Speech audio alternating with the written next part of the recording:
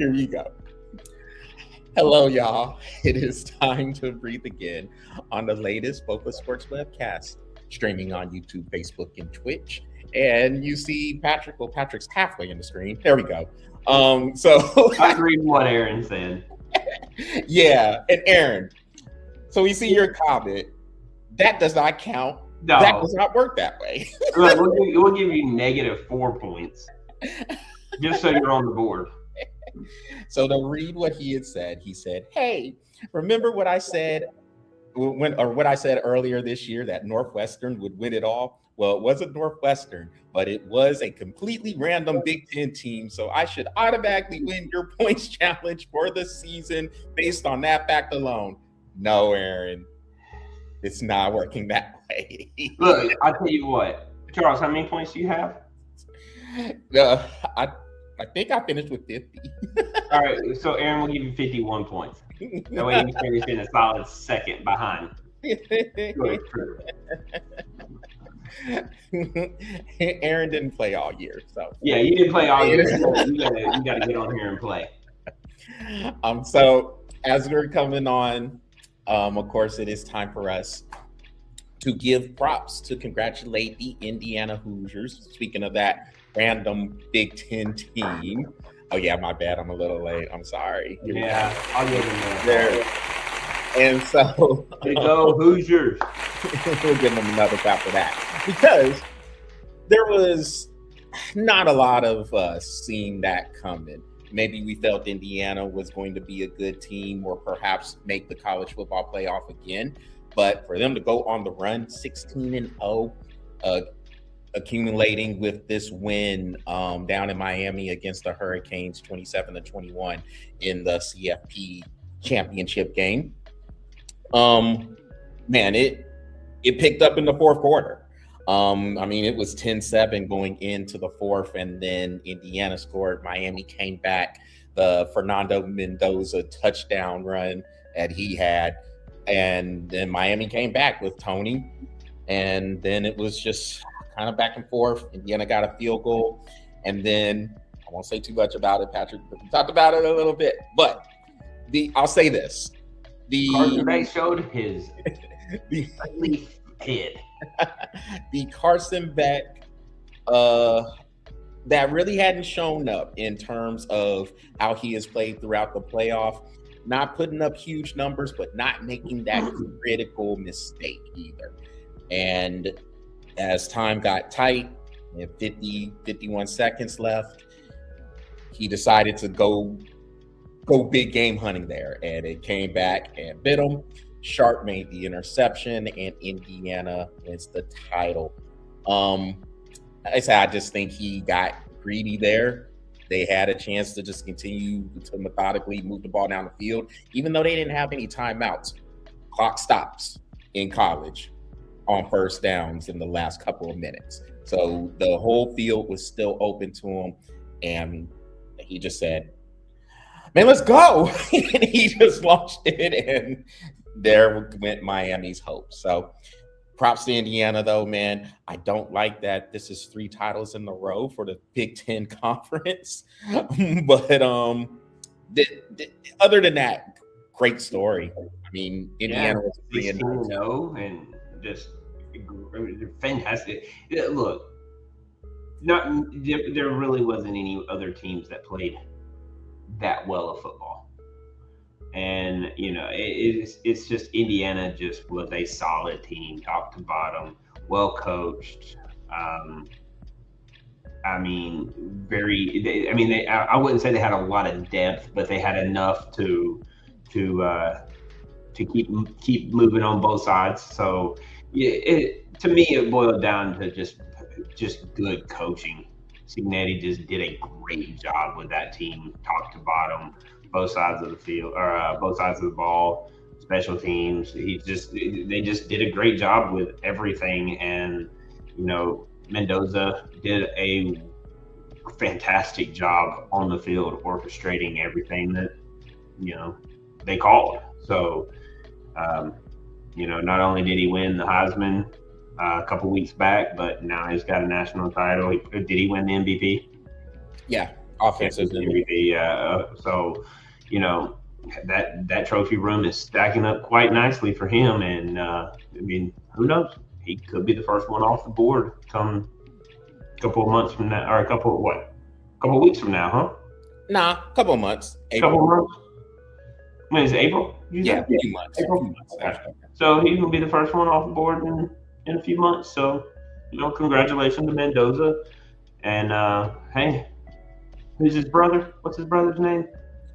Oh God, I just saw it because he just transferred to Georgia Tech. He's going to Georgia Tech. I'm like, you don't want to stay in Indiana and fill up your brother's shoes? Well, so I guess the portal, Indiana has TCU's old quarterback Hoover, I guess, coming over. I guess he's expected to come over in the transfer portal. So I guess he said, well, go ahead and go on over here to Georgia Tech. And look, if Fernando Mendoza is going to get drafted by, the Las Vegas Raiders have the number 1 pick, he might try to stay in college too. And so, hey, everybody else has got lawsuits. Might as well let him stay until he's 32. Yeah. Well, you see Duke, they're suing Mensa because I guess his NIL deal, if he transfers, it's pretty much broken. I don't know the details of that deal, but I think it was a 2-year deal. And now he's trying to enter the transfer portal again. I don't know, man. These cats just collect, like you said, helmet sticker collecting. They're just collecting helmets. That's all they're doing. And it's funny is like I had a conversation with somebody even over the Lane Kiffin thing again, and I'm just like, dude, it's not about the kids anymore. Stop. It's about the money. It's about the money. And no matter what anybody says, I asked him, I was like, all right, look, dude, you're over here. Let's say you're digging ditches and you're making $50,000 a year. And a company over here asked you to come over here and dig ditches for them for $120,000 a year. Are you bouncing or are you going to stay? He goes, I'm bouncing. I was like, then you can't blame Lane Kiffin for it either. He did the same exact thing, and you're just in here whining and complaining that Lane Kiffin did it, and now you're saying you'll do it? Come on now. It's about the money. Stop it. Everybody's transferring. Let them do it. Just get the money. Yeah, everybody get your bag. Get your bags. Get your bag. Hey, between that and 6-month contracts. Yeah, hey, we used to be all about the year contracts. Now we're about the day-to-day contracts almost. we're only a year away from day-to-day contracts.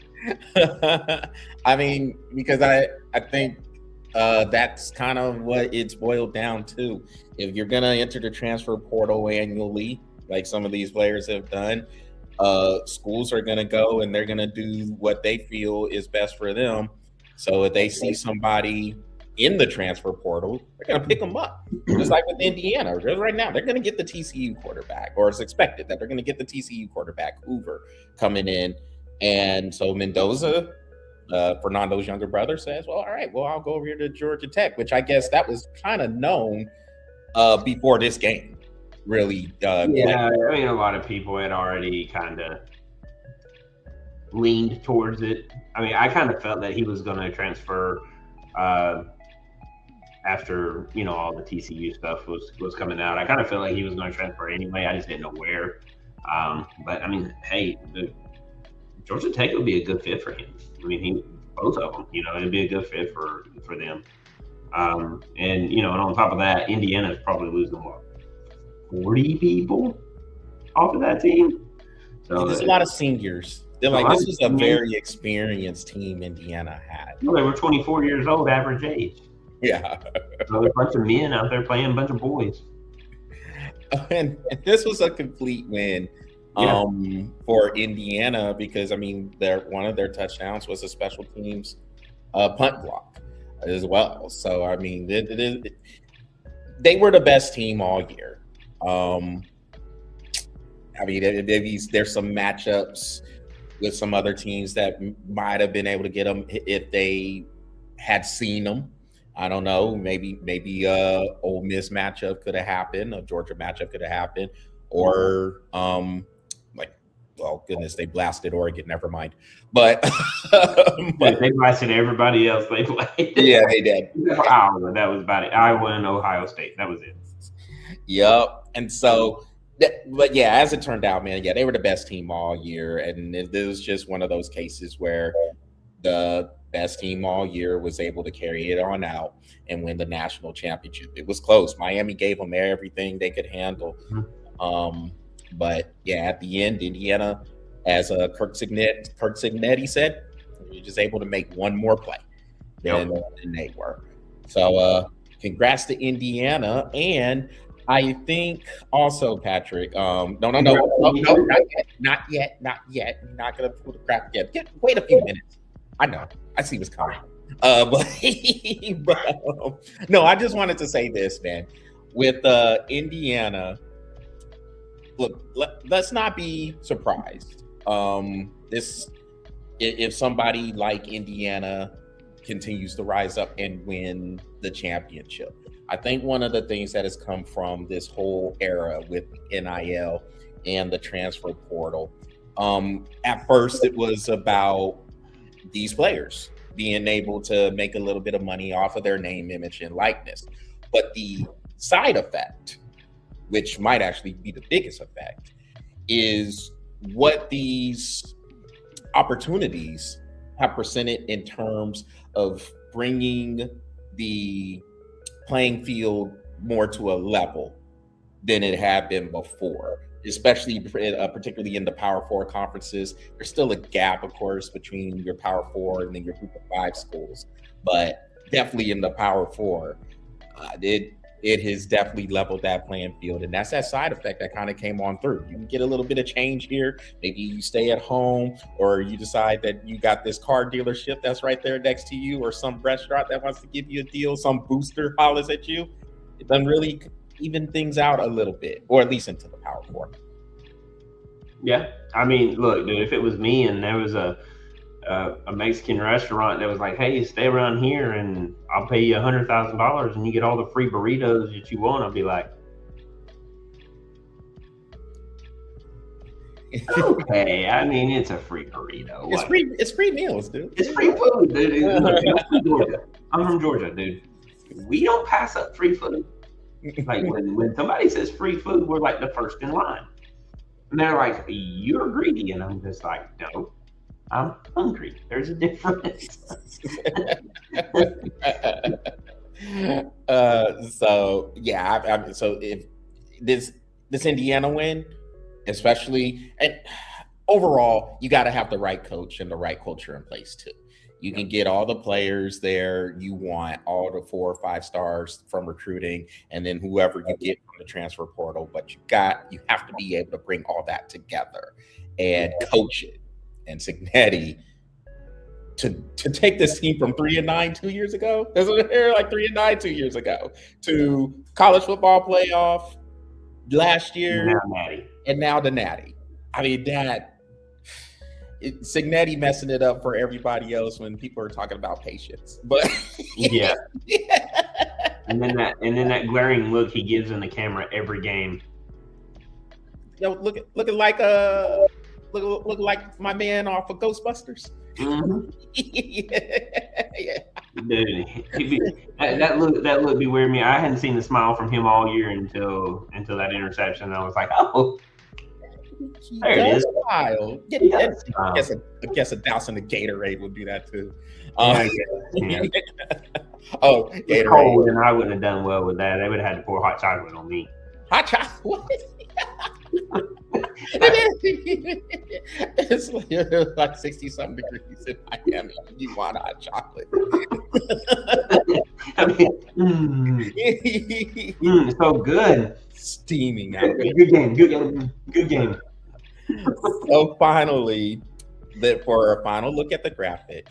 So here's what we got, and we'll go ahead and give an applause for Patrick, because I'm not a hater. Okay, I don't do this. I don't hold any grudges. Patrick wins for the 4th year in a row, and the final records: Patrick was 58-32. I was 50-40. The final score brings me up to 53 points overall. So he still won by 5. So Patrick, Thank you. Congratulations. 4th year in a row. And I mean, goodness, this was more of a beating than the other 3 years. I'm getting worse. Dude, you better hit the portal. I do. Or find me an NIL deal real quick. Yeah, you better find you an NIL deal or something. Yeah, I think what last year, dude, it came down to the final game. It did, man. I mean, this year it was over before the college football playoff pretty much started.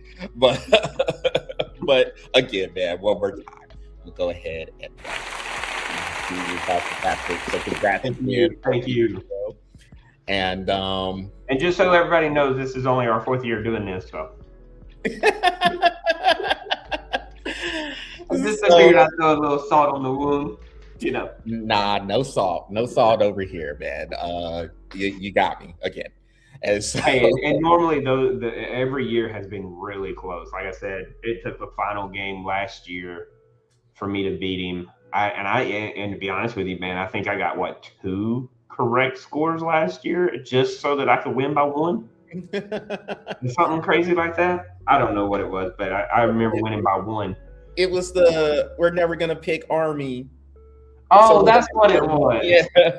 I'll never get to pick Army again, and I'm doing it. And they came through in the clutch. Blasted to late. I'll never forget it. That was the AAC championship game. Yeah. So yeah. Good on you, Patrick. And again, 4 years in a row. And yeah, as for me, yeah, I think I might need to transfer. Yeah, I just want to say, man, I dedicate this win to my team. You know, all my brain cells really came through in the clutch. I managed them correctly, and and everything was it just really worked out in my favor this year. Patrick Brackett, don't Google me. And as for me, my brain cells, we might need to go ahead and find some transfer portal help for my brain cells. Hey, the reason why is because you went and got drunk all those weekends, and you shouldn't have. And I didn't. I stayed focused. I had a goal. I had to go and get that trophy. That was just a couple of nights, but I guess that's all it takes. All it takes, man. Look, ask anybody from Georgia. All it takes is you stealing 1 golf cart, and that's it. You know what? No more trips down to Fort Walton Beach Destin area during the football season, because that's you got goals. Well, oh man. Well, Patrick, it is time to bring back one of our favorite games. So we're going to go over to the NFL as we conclude the college football season. Of course, we got spring ball that will come up. Well, some teams, I guess, will do spring ball. And then the season will be back Labor Day weekend. So we'll pick up the challenge at that point. But I guess for now, there's still some things going on in the NFL. And we're bringing back the run it back or break it up game. So for those who don't know or might be new to watching this webcast, what Patrick and I like to do is take the 4 teams, in this case, the 4 teams that got knocked out in the divisional playoff round. In the NBA, it's around the conference semifinal round, baseball as well. With those teams, we like to see where they stand and can they run it back, basically keep everybody intact, or break it up, whether it's just time to kind of start over and go in a new direction. So it is that time, since we have the 4 teams go out in this order: the Buffalo Bills, San Francisco 49ers, Houston Texans, and Chicago Bears. They all went on out in this round. So Patrick, starting with the Buffalo Bills is pretty interesting because it already looks like they are breaking it up anyway because they fired their head coach, Sean McDermott. So Buffalo apparently is making this a little bit easy for us as we jump into this game. Yeah. Appreciate you, Buffalo. Yeah. Appreciate you. You read our minds because you already knew where we were going with it anyway. Yeah, and so on that note, Patrick, before I ask you, should this be a continuous break it up process? Do they have to disband the roster a little bit, or can they stay with a lot of what they had? One thing we'll say about this with Sean McDermott, so if you remember, even last week, before Buffalo beat the Jacksonville Jaguars in the wild card round, okay. I'm not one really to toot my horn. Patrick isn't as bad, but Patrick will not hesitate to toot his own horn. But we both did say, if Buffalo loses that game with Jacksonville, watch out, Sean McDermott. This could be a time where there is a change. And so they even beat Jacksonville, lost in overtime to the Denver Broncos, and they still said it's time to go. And while there's a lot of articles out here, a lot of people saying, oh, this is bull crap. Oh, I can't believe that this happened at this time. Personally, I don't know what they were looking at, especially when some of these people were the same ones who said, oh, well, we might need a change. And they were saying that when Buffalo was getting beat by the Kansas City Chiefs all those years. And so now all of a sudden the timing is peculiar. I don't know about that. I'll be honest with you. I think the timing is a bit peculiar.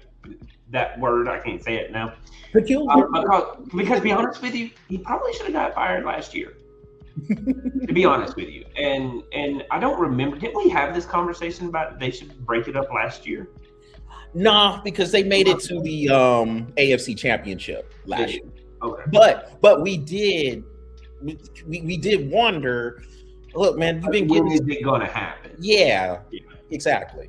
Because you've been getting to this point, but running into the Chiefs, you can't beat them. And then one of those years they lost to the Cincinnati Bengals as well.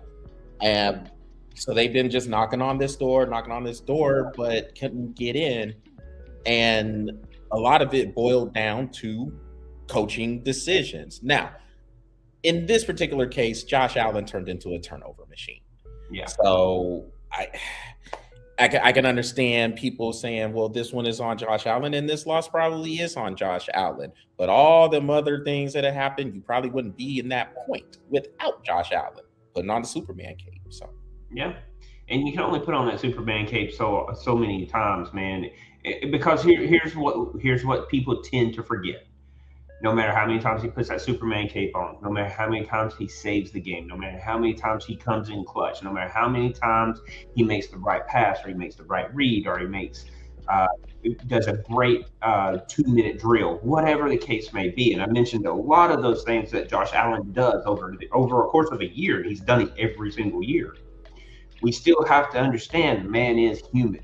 And at a certain point, the Superman cape is not as flashy in this type of football scenario because, me and Charles will always tell you there's 2 seasons to every sport: regular season, playoff season. When you go into the regular season, you're still playing teams that could be a little bit more what's the word I'm looking for? Inferior to you. And then you could be one of the more dominant teams. You play those inferior teams, that's kind of quote unquote a little bit of a break throughout the year, right? When you get into playoffs, it's the best that's coming out. And then on top of that, if you won the Super Bowl last year, you got a target on your back. So now you got to play even better. So, and that's the reason why the Eagles went out in the first round or second round, whatever it was that they went out. So wild card. Yeah, they went out. Okay, so they went out in the wild card round. So when you look at Josh Allen and you're sitting here going, yeah, it's his fault that they lost.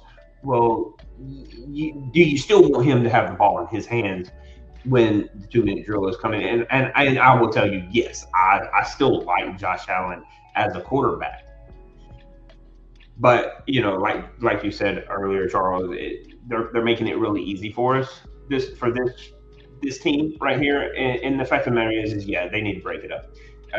And I'd say keep a few pieces on the offense, keep a few pieces on the defense, and start building around those.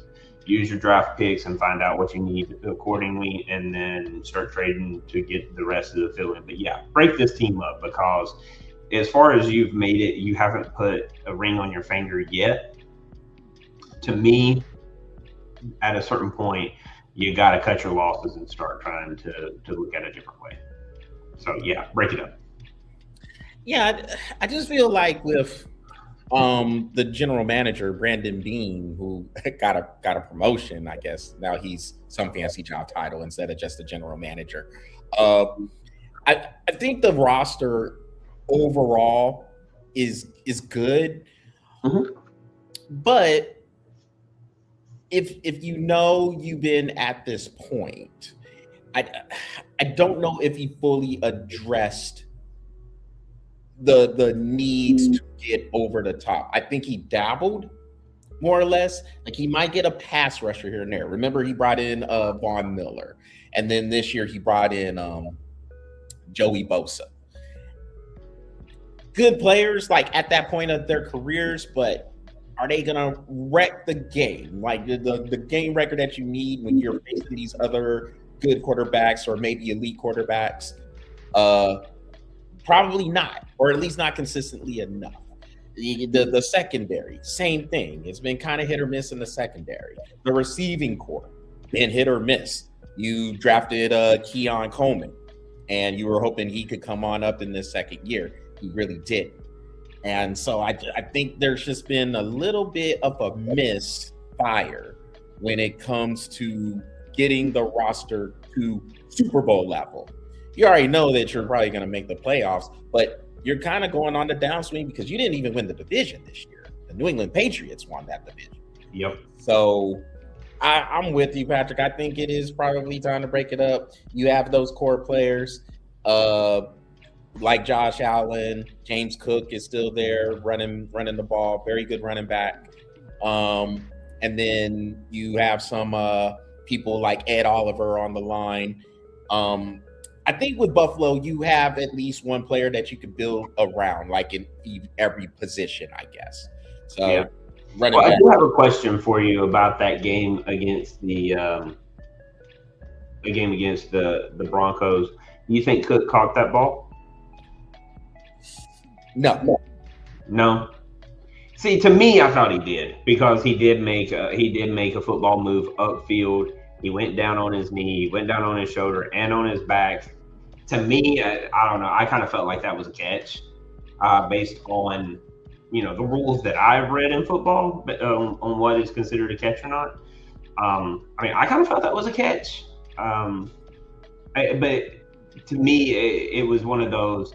It was one of those calls. Like I can see where if they ruled it as not a catch, is there enough to turn it over? I don't know, but I was, to me, that looked like a catch. I kind of felt he made a football move upfield because he hit it. He did come down on his feet. He turned around. Then he went down on his knee. Then he went down on his shoulder. Then he rolled on his back, and then it was pulled out from him. And I kind of felt like he was down and he caught that ball. So I think the rules are kind of garbage or kind of complicated. I can't stand that word, as you know. But with Cooks, and the reason why I say it's an interception is because so when he caught the ball initially, and looking at it live, I did think it was a catch. When they did the replay, I saw the corner, McMillan, he got his hands in there on the ball. And I think the key thing with it is to complete the process. And with a lot of these plays, when it comes to the receivers, it's you catch it, you go down to the ground, and then you basically got to get up with the ball for it to be a full catch, especially if it's one of those scoring plays. So what I felt happened was if Millen had his hands on the ball, at that point, once he gets his hands on the ball, now it's kind of a battle. And Cooks has to find a way to bring it in, keep it in. Because even if it's a tie, you know how that goes. The tie goes to the receiver. And as soon as he hit the ground, that boy get pulled out. And so that's where I said, well, all right, I think this probably is going to go down as an interception because he didn't complete the process. And so, and that is such a gray area It is. on that to complete the process. Because anytime you see any other play, as soon as the knee goes down, that is the completion of that process. Except when there's a battle for the ball. You know what I mean?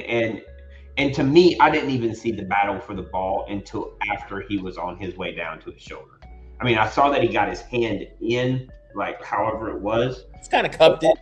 Yeah, but to me, when Cook had it like this and he hit the ground, and as he was fixing to roll, that's when McMillan gets his hand in, and I was like, to me, that was a bit late. I would have probably called it as a reception, but to me, it looked like a catch. But I mean, I can see where a lot of other people were like, "No, that's an interception." Especially Bronco fans. They were like, "Oh no, that was an interception." That was yeah, absolutely. And I was like, I don't see it. I see the catch. You know what I mean? But I guess it's just whatever you see. And don't get me wrong. I mean, I had the Broncos winning that game. So to me, it just looked like a catch to me. And see, Patrick, and you brought up the knee being down. So if a receiver, getting back in this gray area complication stage, because the Devontae Adams play for the Rams against the Bears is one of those things where Devontae Adams catches the ball, he makes a football move, but the Bears guys, they had their hands on the ball. But once he hit the knee down, they called the play dead at that point. So at what happened there is once Devontae Adams made that move, now he has the protections of a runner. And once he gets the running protections, any body part, knee, elbow, any part of that is down, then the play is dead at that point. And like I said, I mean, I think there has to be some sort of I don't know. Some sort of I would say at least eliminate the gray area. Yeah. You know what I mean? And don't get me wrong. Look, it's sports. I get it. I understand. There's three sides to every story. His side, this side, and this side. You know what I mean? And I get it. It's going to be hard to do that. But man, like the elimination of a little bit of gray area, a little bit more gray area, and determining of what is considered really a football move opposed to what's not considered a football move, or when this person is down and when that person's down. I mean, to me, I mean, even if you didn't get rid of the gray area, one of the things that you should be able to do is start going with consistency. You know what I mean? Like the refs have to be a little bit more consistent going into games and giving the fair opportunities, you know, across the board, no matter where they're reffing at. Well, all right. So with Buffalo, we're both saying we're gonna break it up, right? Yeah. All right. And so let's see who's next. Oh, my team. The San Francisco 49ers. So looked very, very bad on Saturday night, getting ran out of Seattle there 41-6.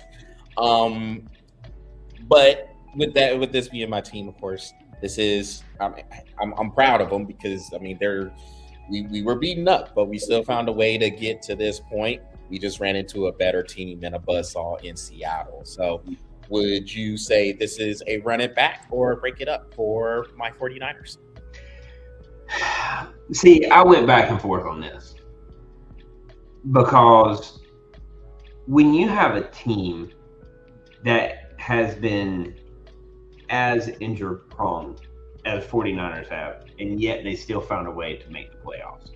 And then the injuries didn't stop. You know, just because they got to the playoffs, the injuries didn't stop. Then they lost Kettle. And then, you know, it just seems like the perfect storm for 49ers this year. So I'm going to go out on a limb. And they haven't really made a big, huge splash in many, many years. I'm going to say run it back. But I'm going to say this, but I do want to put a little caveat to that. You better damn well draft. Very good. and make sure that you get the position players that you need to fill the holes that you have, even if somebody goes down. I would say run it back, give it one more year, get a couple of players in that are very utility players. They can play a couple of positions just in case something happens. But I'm going to say run it back and see what you got. If you got a good, healthy 49ers team, it seems, based on what I watched this year, if you have a healthy 49ers team, you could have made a deeper run. So I'm going to say run it back. Yeah, I don't have much to add. Run it back. Because I was kind of thinking on the same wavelength. That's a tough one because they haven't really done anything in the past couple of years. You know what I mean? So they need to really get something to get them started so they can make it deep for a Super Bowl run. Yeah, and I mean that's the main thing. You want to stay healthy. I mean, first and foremost.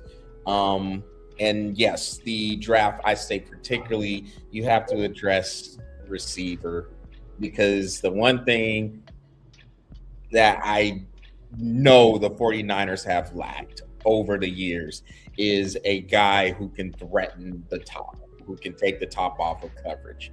Kyle Shanahan's offensive play calling, as you know, with him being the OC for the Falcons all those years, is based on the short and intermediate passing game. Now, but even then, Atlanta had some big play guys like Julio Jones could take the top off of the coverage. We really hadn't had that guy. Maybe in spurts we've had him, but nothing consistent. That has to get addressed. Yeah. And so we can get that, and then another running back for Christian McCaffrey. I know we traded for Brian Robinson, but the way he was running this year, to me, I just seen him just basically just running in the backs of offensive linemen and just running straight forward. Like, he didn't have no change. It seemed like he would just run to fall. Yeah, right. He just had no change of direction. No, he was straight. Hit the 5-hole. Okay. And there's no split decisions or peripherals or anything. He hits the 5-hole every 5-hole, 7-hole, 5-hole, 7. I was like, dude, you got to bounce it out a couple of times every now and then. Can I see a jump cut or something? Something. Just give me something. Hit the 3, 5, and 7 holes, man. I was like, do something different. I think the defense, because the defense is young and a lot of those guys got the trial by fire, because you did lose Nick Bosa. You did lose Fred Warner. You did lose the backup linebacker to Fred Warner. So there was a lot of people who came in and had to learn on the fly. Now, Robert Saleh, the defensive coordinator, he came back for a year, and now I guess he's going to be the head coach of the Titans.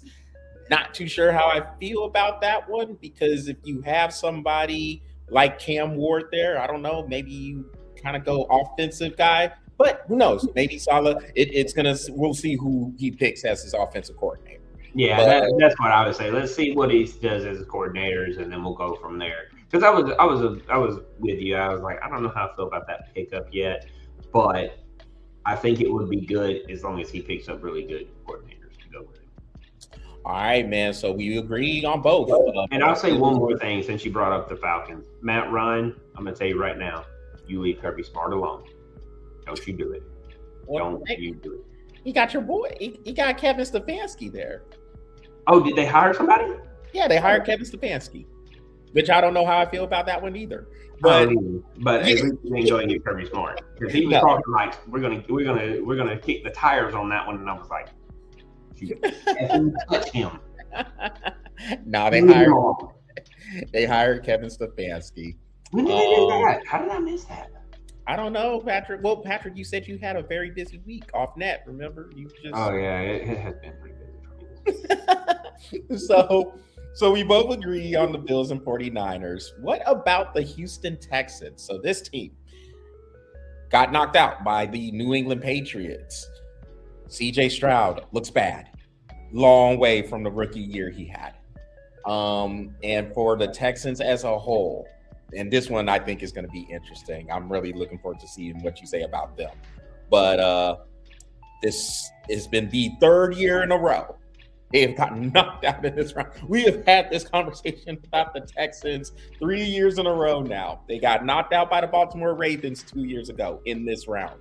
They got knocked out by the Kansas City Chiefs last year, and this year is by the Patriots.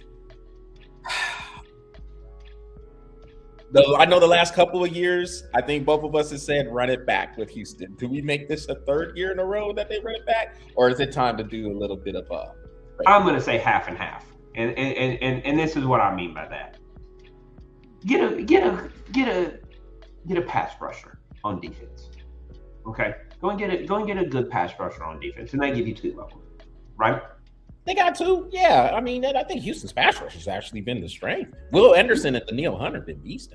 Oh, well, then they need a third. Okay, and this is what I mean. Maybe not get a pass rusher. Maybe we get a linebacker. Somebody that where they maybe can get some blitzes in the secondary, whether that's off the corner or something like that. Because I really do feel like their defensive line was very, very good this year. And their defense as a whole, I mean, was just really good. I mean, that game against the Patriots, man, the Patriots had time possession was like almost double what Houston's was. So, I mean, you can't really put that on the defense and be like, hey, I know that we're going to let y'all play 115 snaps, so get that stop. You know, you can't really do that, you know. It's like asking a quarterback to throw it 60 times and not commit a mistake. You know what I mean? So maybe go get a linebacker or something like that, just to help with some blitzing from the secondary or off the corners or whatever. But then break that offense up, dude. Like, you got to do something with that offense because, I mean, what did they average per game this year? Like 18 to 20 something points a game. It really wasn't that. They struggled to score. They struggled to score a lot. So, and I'm just going off of like what I remember throughout the season based on what they scored. Because I mean, it was like I've seen them lose and win games with like 20 points. You know what I mean?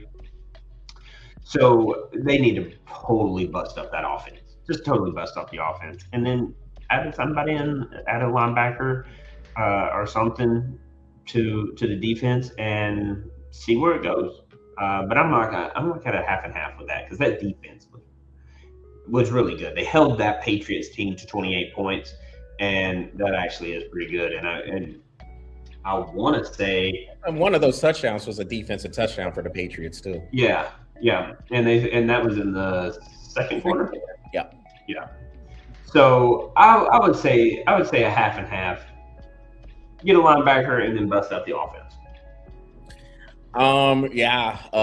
Houston's so they need to address the running back situation. They have to become more balanced on offense, and the receiving core has been hit or miss. Nico Collins, who is their big play guy, he's in and out of the lineup. He missed the game against the Patriots with a concussion. And I think more than anything, CJ Stroud needs to find the field again. Or the film room. Yeah, or the film room. Yeah. Because rookie year, great rookie year. I mean, so great that people were over here trying to put him up here with the elite quarterbacks. And then teams, as it normally goes, as it normally happens, teams adjust. Teams have film on you from your rookie year. It does not look like in the past 2 years after the rookie year, CJ Stroud has made any adjustments back. It's almost like he is trying to go with what worked in the rookie year and continue that. That's not going to get it done. And what is it that you say? He thinks he can out athleticize everybody on the field. Yeah, out athlete. Yep. Yeah. Oh, and speaking of out athletes, we'll get to the Bears here in a little bit. But before we do, you got CJ Stroud. He does kind of have that mindset. It looks like that he can out athlete everybody, and he doesn't have to get into the film room, or at least that's how it looks to me looking at it from the outside. And I'm just saying that because he's still making same mistakes over and over again. And the interception that got returned against by the Patriots, I mean, that was horrible. He had no business trying to throw that pass. He was under pressure. Sometimes you just have to eat it. Just eat the sack, live another down. Instead, he just lobbed it up for grabs. And New England took it back to the house. Not everybody is Caleb Williams. Yeah, and so the receiving core got to be addressed. Offensive line, more importantly, got to be addressed too. Remember, they traded Laramie Tunsil to the Washington Commanders. That's left tackle protecting C.J. Stroud's blind side. And if you're not going to protect him, then yeah, he's going to continue to struggle. So I'm with you. I think the offense definitely needs some cleaning up there. But the biggest thing, offensive line, and like you said, C.J. Stroud, get in the film room. Get in the film room because it looks like. And look, dude, I can tell you when I sat and watched Michael Vick for years. I know when somebody's in the film room or not. And that dude, no, don't get me wrong. He out athlete a lot of people. But boy, let me tell you, you can tell he didn't practice on touching that ball because he'd run just like this. Yeah. I'm like, touch the ball. I was watching a highlight on Michael Vick, and every time I watched him run, I could just feel the chills going down my spine because I was like, oh, I remember that play. He fumbled out of bounds. Lucky he got he'd be fumbling out of bounds all the time. Throw me nuts, dude. Remember my calls? Oh my God, I'm gonna kill him. Yeah, yes. I remember those days, yes. And so speaking of trying to out athlete everybody, that brings us to the Chicago Bears. Now, in the totality of what the Bears were able to do this year, 11-6 season, won the NFC North, and almost got to the NFC Championship game, losing in overtime to the Los Angeles Rams, 20-17. Now, looking at their roster, there was a lot of things that the Bears did a good job of addressing. So maybe this will be one of those things where they can hope for some growth from what they had this year from the people that are within. What do you say about the Bears? Is this a running back situation? Dude, look, how long has it been since the Bears made the playoffs? Ooh, that's a good question. I think it was 2018. 2018? Yes. I think. You might have to fact check me on that, but I think I'll go in and look. Here, I'm gonna look it up right now because it's gonna bother me. Okay. Yeah, I think it was. Yeah, let me look it up first. Okay. So yeah, but I do think it was 2018, the double doink when they lost in the wild card to the Eagles. 2018, yeah. And so it should go. Yeah. Okay, I remember that. Yeah, we made a lot of comments about that. I remember. Well, okay. So with that being said, 2018, 8 years ago, that was the last time they made the playoffs, and before that, I mean, I guess they got in here and there. You made a lot of headway this year with where you were opposed to where you're at today. You took the Rams to overtime, and I mean that's a lot being said. And then that fadeaway hook shot that Caleb Williams did, miracle throw. I don't know how that happened. To me, that wide receiver or that corner was a bit. Wonder what he was thinking coming down to the goal line when the ball was being thrown over his head. Patrick, you know what that play reminded me of? You remember the Bama Auburn play from a couple of years the grave digger? Yeah. Yeah, I said the same thing. I was like, oh my God, they took that out of Alabama's play. Yeah. I will say this. There's a lot of things that Chicago did right this year. And it was interesting seeing them in the playoffs this year, and shout out to them to put the Packers again with a one and done. Man, I'm running back, dude. Running back. Look, I'm not a huge fan of Caleb Williams, but man, let me tell you, that coaching staff has got him on a different level. I will say that. And you got to give shout outs to Caleb Williams because he kept his poise in positions that you're just not used to him keeping his poise in. You know what I mean? So I think he had a lot of growth this year, and I think Chicago should definitely address a few things to help Caleb Williams, like maybe get a few offensive linemen. Just throw that out there a little bit because he shouldn't be doing that play often, and he does that often, and a lot of times he does it on his own. But too many times he's done it because there's a defensive player in his face.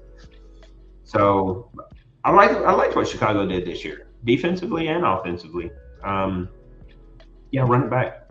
Let's see what you can do next year. So yes, I am with you there, but I will say this for a nice little caveat, and this is going back to Caleb Williams. So yes, Patrick, you are right. There was some growth there. You're right that it looked like he could play a little bit from the pocket, but not enough. And so to me, it still looks a lot like how it was in college. First year in Oklahoma, splash plays. SportsCenter highlight, he's got it. And then you have the uneven 14 of 33 for 100-something yards and 1 touchdown and 2 picks performance. Go to USC. Yeah, he won a Heisman Trophy, but it's still the same thing, still living off of the highlight play. And I feel like it was a lot of that this year. Like you said, he running for his life, flinging things back, a hook shot. So I'm just going through here, and we're going to look at these stats. We're going to look at 2 things. We're going to look at the Rams stats, the game from Sunday night. 4.8 completion percentage, 257 yards, 2 touchdowns, 3 INTs. The 3 INTs, of course, is glaring because the one thing he has done is take care of the football. He has not had a whole bunch of interceptions, but 3 of them against the Rams. Yep. And for the year, completion percentage was 58.1, 27 touchdowns, 7 interceptions. Again, he did a good job of taking care of the ball. But you know how this is, Patrick, in the league. You have to find a way to play in the pocket because after a while, teams will take that away. You are not going to be able to scramble all the time and make these miracle plays. If that's what you are living on, that's going to be a short life. Yep. And so that development for Caleb has to continue to happen because now there are no excuses. Like you said, teams made some strides. Yes, they can make some adjustments to the offensive line, but other than that, they pretty much have everything in place. They led the league in takeaways this year on defense, so you're hoping they can get better in terms of being more stout, not giving up as much yardage play. But they have a young defense, and they're ball hawks. I mean, they led the league in takeaways. So no excuse. No excuses now. I mean, next year I would say no excuses. But you got to run it back. You haven't been in the playoffs in 8 years. Run this back, man, and see where it goes. But make the vital adjustments that you need. An offensive lineman to help solidify where Caleb Williams is not falling on his back foot 45, 50 yards out, throwing a ball that should have honestly either landed incomplete or been intercepted. Be honest.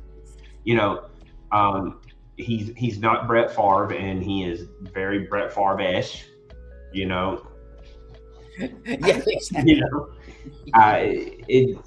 there's a lot of things that he can grow from, but you'll never see that growth from him unless he is protected. He has to be protected. He cannot continue to keep scrambling out to the right where this is, because you saw the Rams took that away from him. You ain't scrambling out to the right. If we're going to scramble, you scramble out to the left and you figure that throw out because you can't make that throw. But you're not going to the right. And they took that away from him.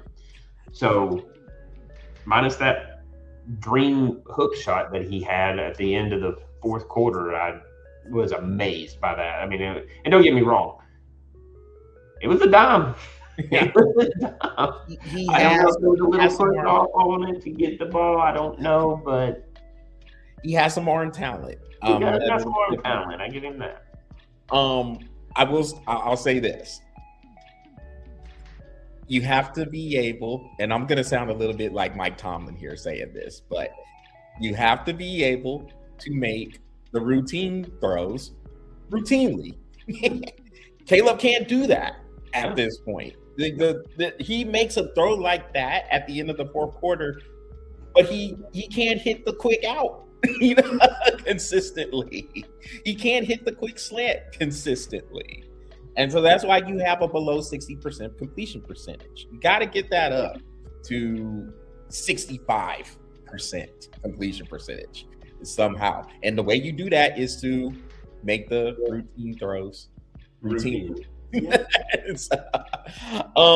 So there it is. So that is our conclusion of run it back or break it up. So to recap, we both, and I mean, Patrick, we're kind of in agreement with all of them. With Buffalo, run it back. San Francisco, Buffalo was a break it up. So Buffalo is break it up. San Francisco, Houston. Well, okay, San Francisco was run it back, get healthy. Houston was kind of a half and half, mostly run it back, but you got to address that offense. And Chicago was a run it back.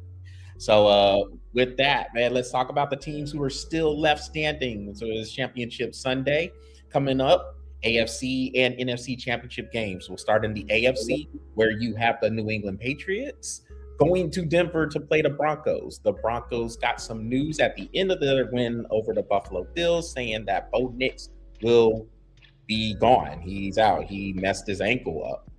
And so Jarrett Stidham will be starting. I think they're running back. Dobbins, isn't he on injury reserve? Yeah, Dobbins been out for... He's still out too. Yeah, he's been out for a couple of months. And so there's a lot put on Jarrett Stidham. And Denver's defense, while it was looking strong, hadn't been looking quite as good lately. And this New England team looks like they're clicking on all cylinders. Offense is playing well with Drake May. The defense is aggressive, hawking the ball. They had 5 turnovers they forced against the Texans. And their special teams have been solid too. So things look good for New England. But with this game being in Denver, what do you see here? Man, you hit every point that I was actually going to hit. So I'll just go ahead and I got New England. You hit all the points I was going to hit, so no point in rebuttaling that. I mean, with Bo Nix out, it's hard to pick Denver when your starting quarterback is out. So, yeah, give me the Patriots. I'm with you. I have New England winning this too. I'll give Denver this respect. Sean Payton is their head coach. So if anybody can put together a good game plan that can help Stidham and maybe get the ball out of his hands quick, maybe even take some shots that might be there, it is Sean Payton. So I don't think it will be New England just waltz into the victory. I don't think they're going to win by 2 or 3 touchdowns. But I do think New England will definitely have enough. I think they'll be able to get pressure on Stidham, and they'll get a couple of turnovers, maybe 3 turnovers. And I think they'll be off on the quarterback. Yeah, I would blitz. I'd be blitz heavy on him. Yep, and I think New England's going to do that, especially with Mike Vrabel coaching. Yeah, I think New England's going to be going in there aggressive. So I like New England's chances in here too. And then over on the NFC, well, we got an NFC West rematch. We have the Rams going up to Seattle to play the Seahawks. And the first 2 games these 2 teams have played, classics. First game, the Rams won. Seattle missed a field goal at the end. So the Rams won that one. That one was in SoFi Stadium. That was 21-19. And then the game in Seattle was an overtime classic where Seattle came back and won that game 38-37. Patrick, I expect a lot of the same. I think this game is going to go down to the It's fourth. it wouldn't surprise me if this game goes into overtime. Yeah. It really doesn't. But with that being said, like you said, 2 classic games. They were both played well. Seahawks quarterback's questionable, right? He'll probably play Sam Darnold. Yeah, I couldn't think who it was at the time. Sam Darnold. I mean, I expect this game. To be played 60 minutes, maybe even more. But man, give me the Rams. I'll take the Rams. I've been going back. Classic, instant classic. Give me the Rams. I've been going back and forth on this one, and yeah, I like the tried and true proven product there, and Matthew Stafford and the Rams. I mean, Sean McVay, coach too. I think they're the proven product. Seattle's got a very good defense. I mean, they are really fast on that side of the ball. Darnold, I think, is good, but the Rams have a pass rush that can make him uncomfortable. I can see a couple of turnovers coming there, and I tend to think that'll be the difference. We know Stafford can kind of gunsling, and he may give you one himself, but like you said, when you need your quarterback to be elite, we know Stafford can do that.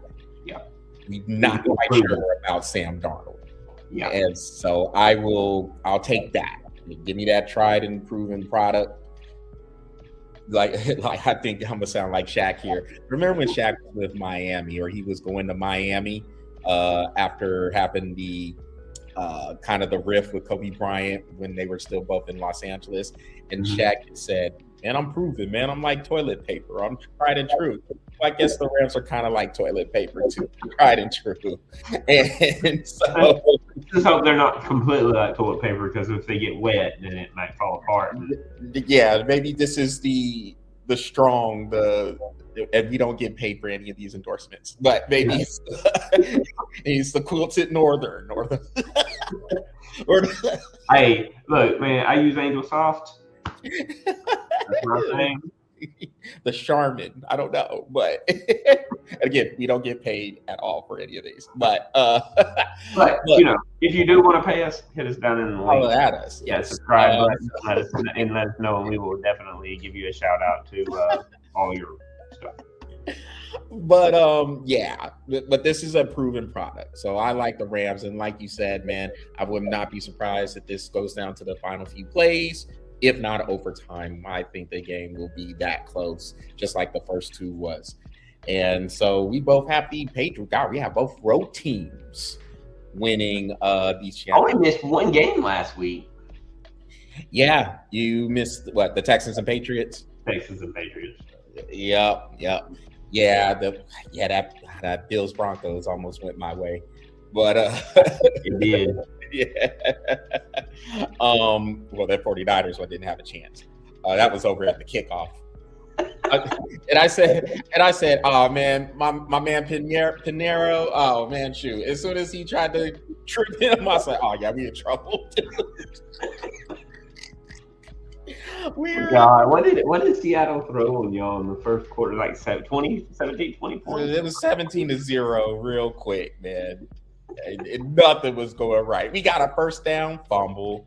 You know, I was like, oh my god. Yeah, I was looking at that going, man, that was brutal. I was brutally right on that. I was like, wow. I did not expect that. I did not expect that type of performance from San Francisco, man. I just did not.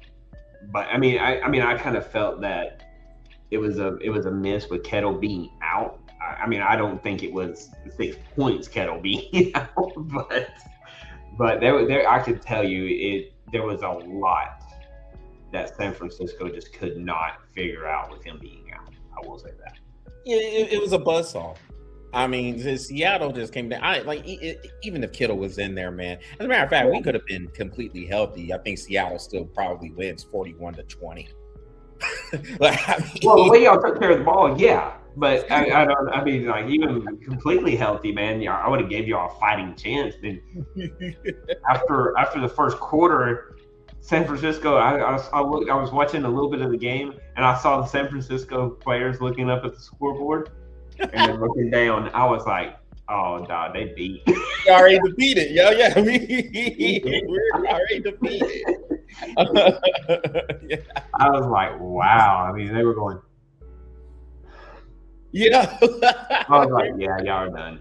We're done, dog. We're ready to go back home, man. It's what they say, 1, 2, 3. Yeah, 1, 2, 3 Cancun, man. You know, right?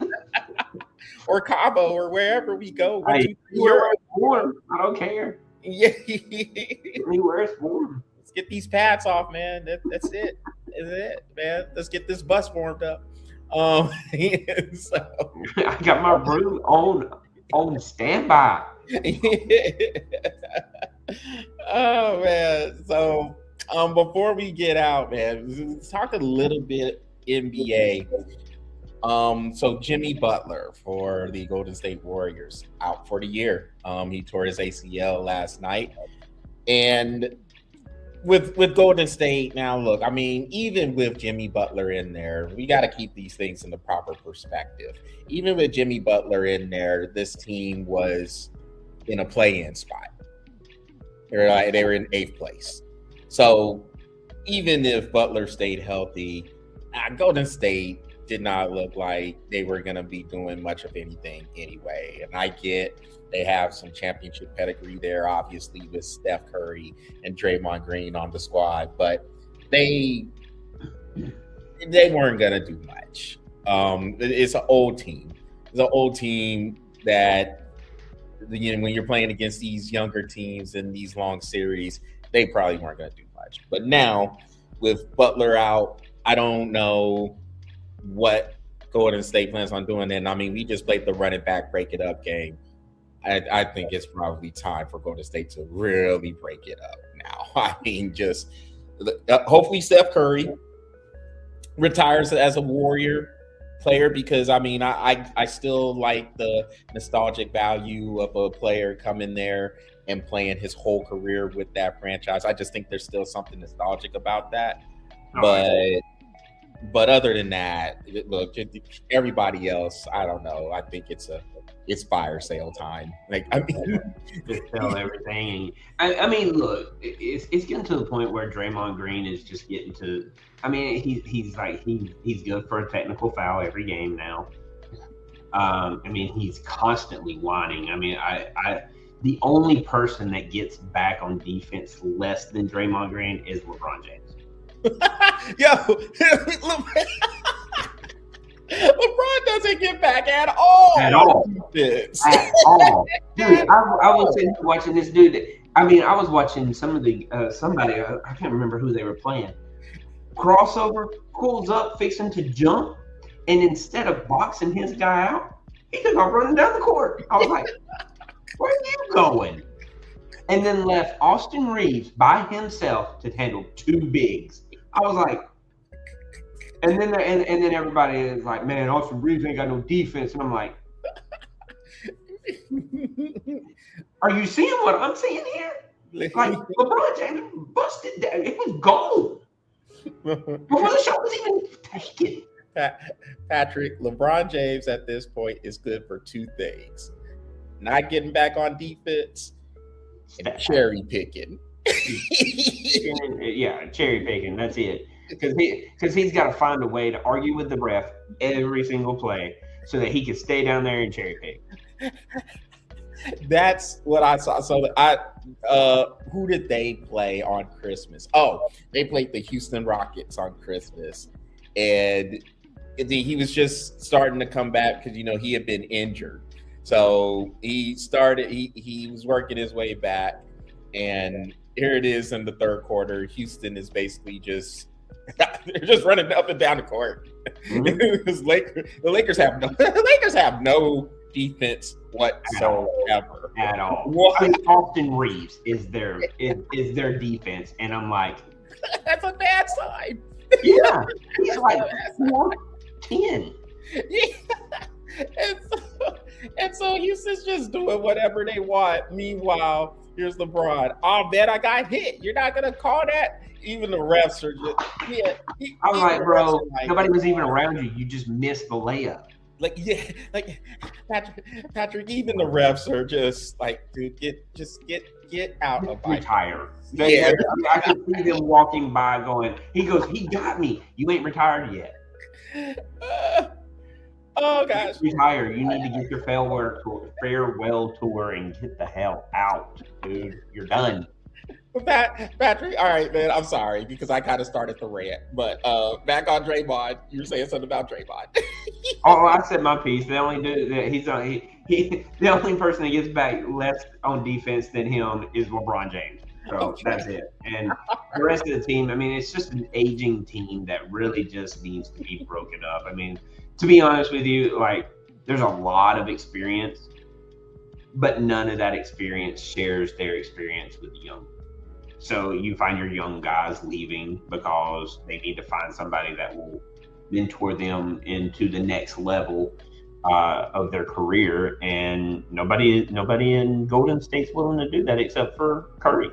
Yeah. And Curry is a very unique player. It's not like you can teach what he knows. You gotta have a little bit of raw talent that goes with that, and not everybody can shoot a half-court shot 75% of the time.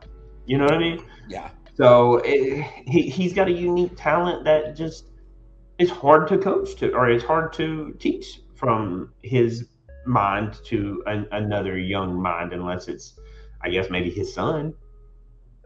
And then he could probably teach his son how to shoot all those threes because, hell, his dad was like that. Then Steph Curry's like that. His brother is kind of like that. And then his son can be like that. But other than that, I mean, I guess that only runs in the family. I don't know. You just can't coach. You can't teach what Steph Curry knows, you know, and not many people are willing to put in the work that he put in to get where he's at. And then on top of that, you know, I do agree with you. There is something about showing that loyalty to a team. And to be honest with you, I think Curry would, because Denver is the team that took a chance on him from a D2 school and gave him the opportunity to play at that level. So, I mean, I kind of feel like Davidson. Yeah, Davidson. And so I kind of feel like Curry would be there. And Curry, I mean, to be honest with you, I don't think he's too old. I think he's at a age where like he needs to get that next title, or, you know, it might be done for him as well. You know what I mean? So and especially if he wants to be in that part of that elite group where, you know, you've got 5+ championships, you know, you need to make that move. But yeah, they're at a point where they need to break it up too. Well, all right, Patrick. Well, shoot, that will conclude this edition of the Both of Sports webcast. But before we go, what's coming up for Pro Epic? Oh, we are taking the week off of doing some filming. I'm getting some stuff ready for our streaming. So I've been doing a lot of moving around and getting some of that stuff done. I put the very first video out for our streaming out on my page on PJ Brackett. So go check that out. It's an older game, but I'm just getting my footing about it. So this week is going to be a lot of filming video games and stuff like that. But we'll be back on to the filming next week, and looking forward to season 4 as I'm going to beat Brantley this time, dude. He's got me 0-2, and I can't stand that crap. Yeah, Brantley's he's in his bag right now. Yeah, he's in my head, and I got to get him out of it. Shoot. And for Both of Sports, look for the shorties and the blog to return. It's been a little bit since I did a blog article, so look for one of those this week, and then we will get back to doing the shorties definitely come the start of February. So be on the lookout for those and some of these other features because this is supposed to be the year that everything is going to be really taking off. And again, we appreciate everybody who has been watching us from the beginning. If you came in somewhere along that time since we've been on the air, appreciate that as well. So just be on the lookout, stick with us, and the best is yet to come. Other than that, that will conclude this edition of the webcast, and that is what we are breathing on for this evening. Y'all make sure y'all visit the Bofa Sports YouTube channel, smash that subscribe button, and follow the Bofa Sports Facebook page. Aaron, I know you came in early, so thanks for bringing in those comments about you wanting some bonus points for the random Big Ten team winning. But it doesn't work that way, just so you know. And for everybody else who had tuned on in, thanks for tuning in. And enjoy the conference championship games in the NFL. And we will talk to y'all at the same time next week. Y'all take care and have a great night and a great rest of the week. And go Dogs.